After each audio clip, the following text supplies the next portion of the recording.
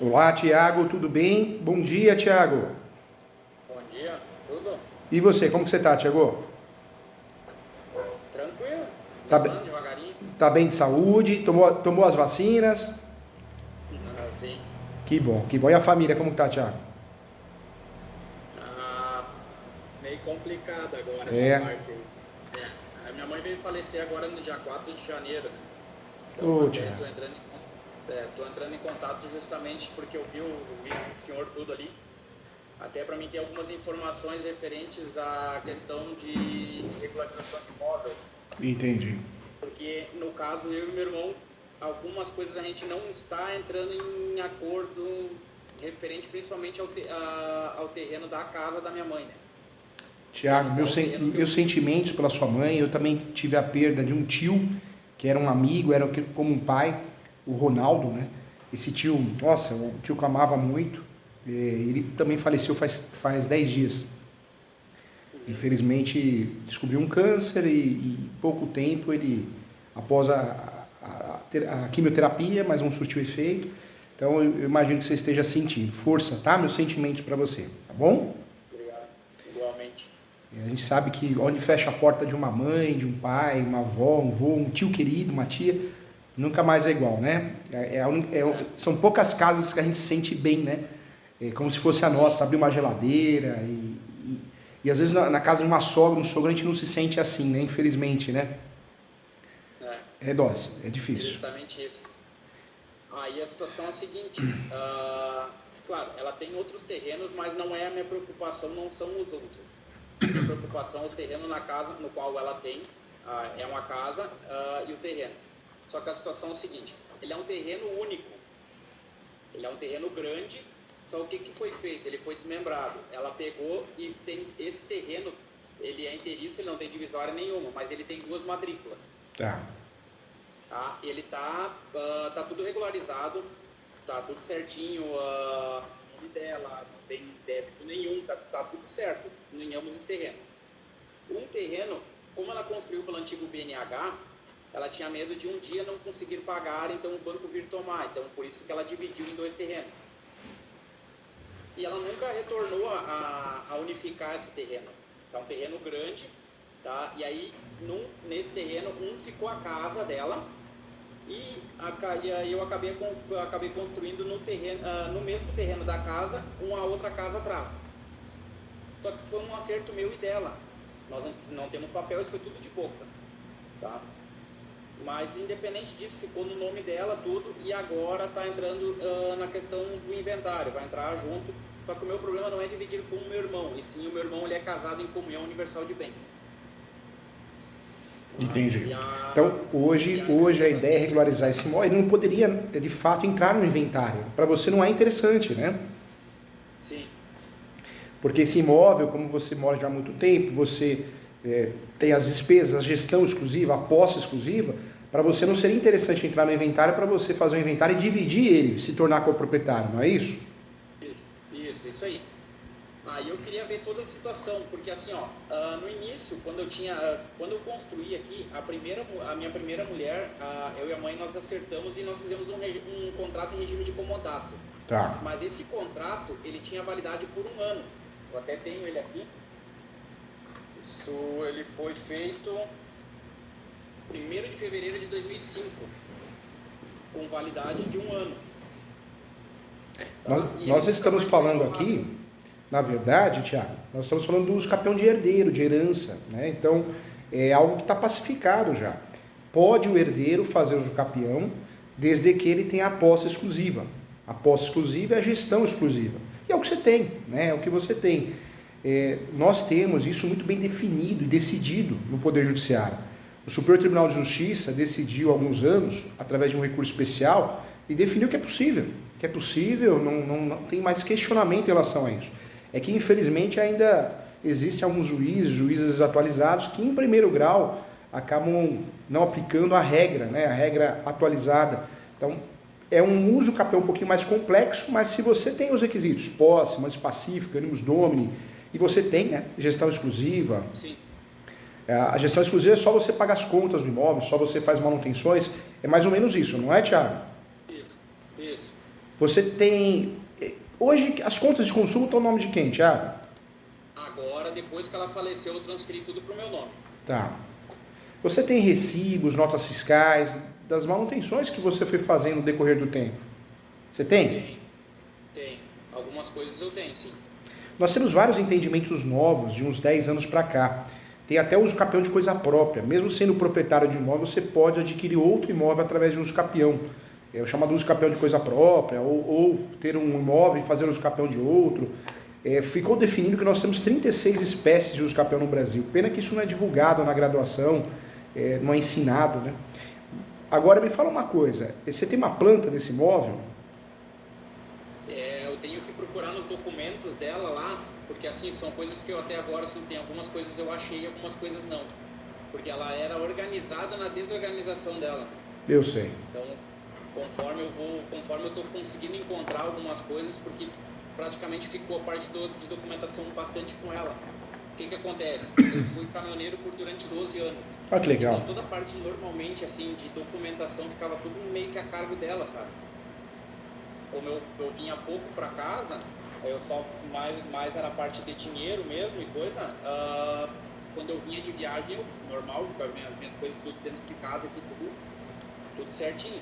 Mas algumas partes de documentação ela que cuidava, então ela que guardava, e depois eu tenho que dar uma localizada, mas tem plantas no imóvel sim.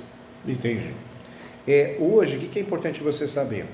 Você não precisa ter um justo título de boa-fé para fazer esse uso capião. O que é esse justo título de boa-fé?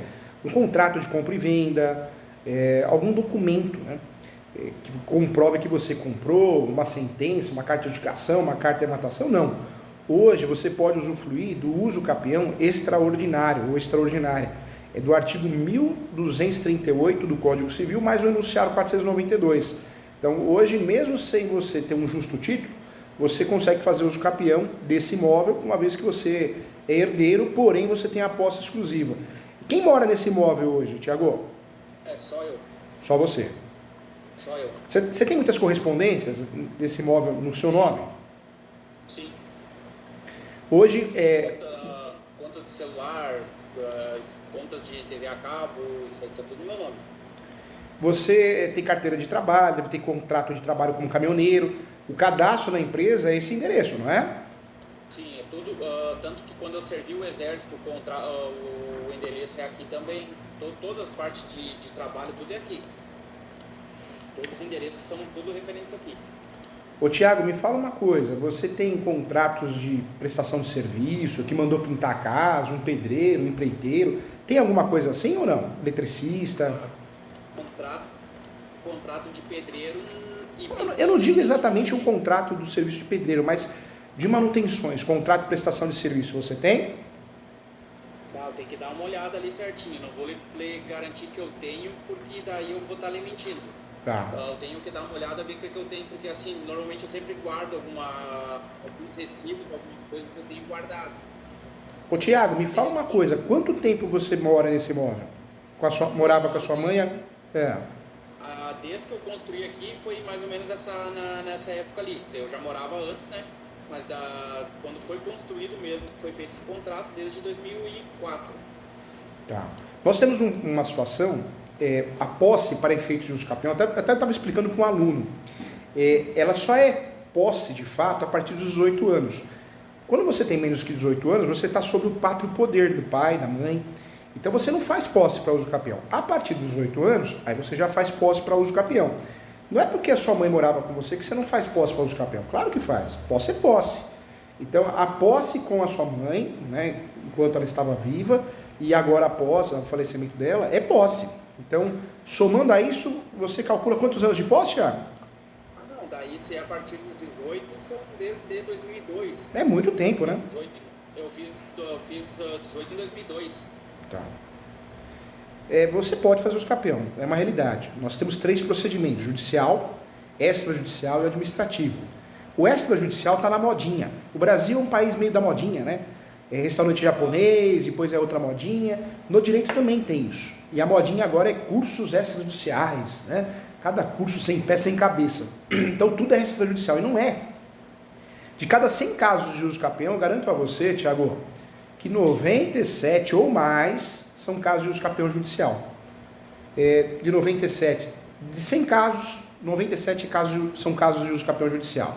Dos 3 que sobrou, eu diria que 2 são casos de uso campeão administrativo, a RIURB, e um só, e olha lá, é caso de uso campeão extrajudicial.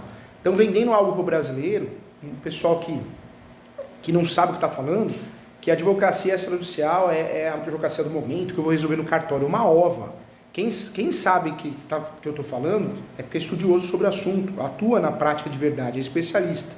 Quando a gente fala de uso campeão no cartório, você não pode entrar em questões polêmicas. Não pode.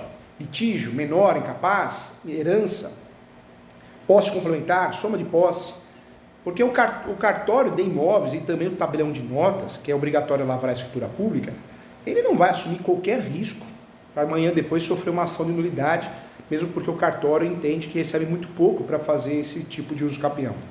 Então é muito melhor você fazer judicial porque você vai ter a certeza de um registro. Muito difícil dar errado.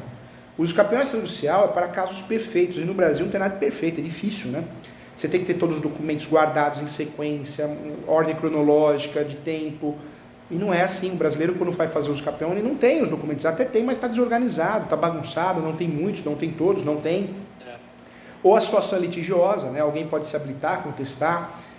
Ou ainda o próprio cartório é conservador e não faz. Então, tem muita gente na internet. O YouTube estragaram o YouTube, né? Eu sou muito fã do YouTube para escutar música. Eu gosto muito de estudar sozinho inglês, eu estudo muito chinês também, né?